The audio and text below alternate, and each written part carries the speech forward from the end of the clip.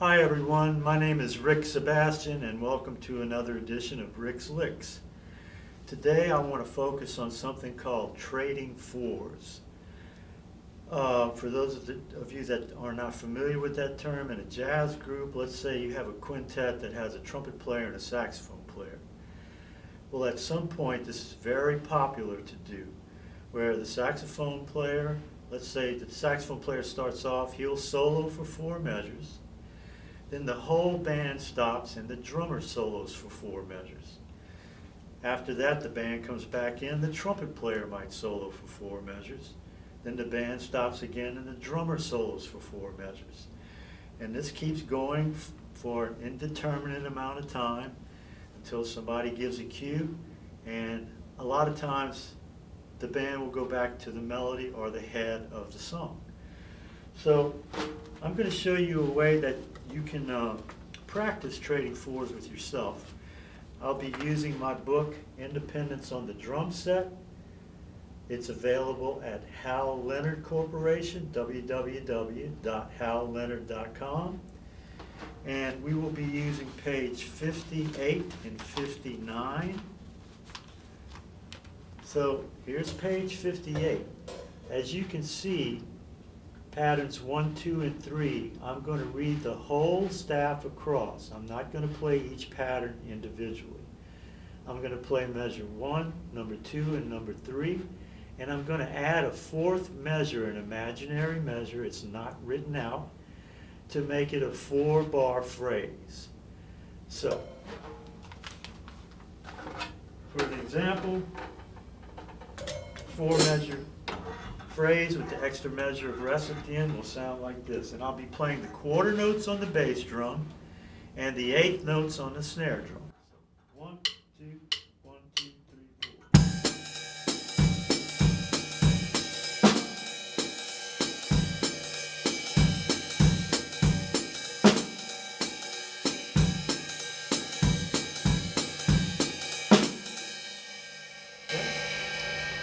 So what I'll be doing with this is we're creating 4-measure phrases. I'll be playing number 1 one time, 4 measures long with the imaginary measure at the end, and then I'll solo for 4 measures. After I come out of my solo, I'll play the 2nd staff and add a 4th measure of rest at the end of that one. Then I'll solo for 4 measures, then play the 3rd staff. Solo for 4 measures, 4th staff, going all the way down the page like this.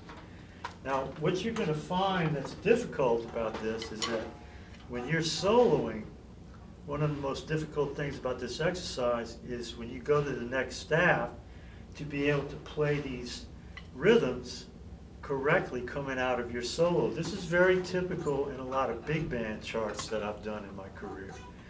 They might have 8 measures in the song, drum solo.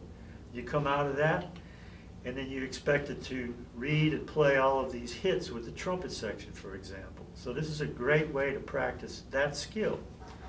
So here we go, trading fours with yourself. 1, 2, 1, 2, 3, 4.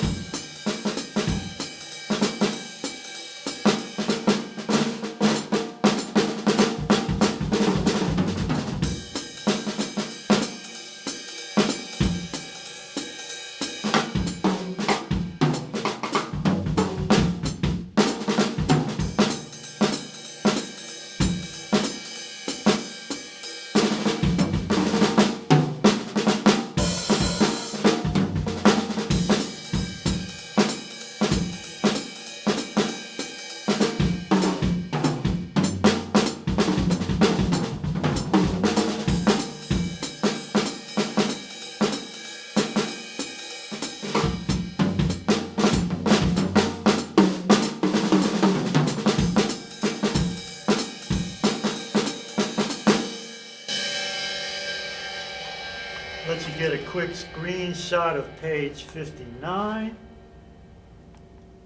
I'm going to be doing the same thing I just did, only on page 59. Now it has completely different rhythms on it. Again, the bass drum's playing the quarter notes, snare drum's playing the eighth notes.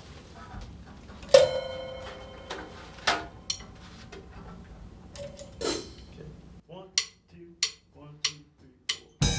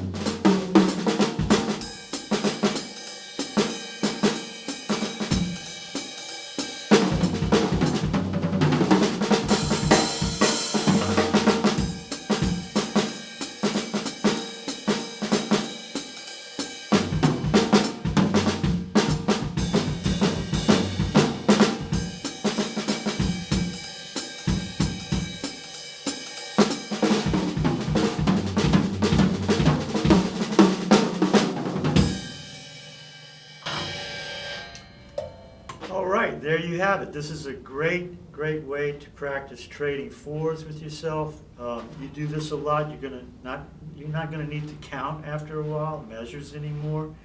You'll just feel four measures go by, and you'll also start to feel four measures go by when you're soloing too. So I hope you enjoy this edition of Rick's Licks. I'll see you next time.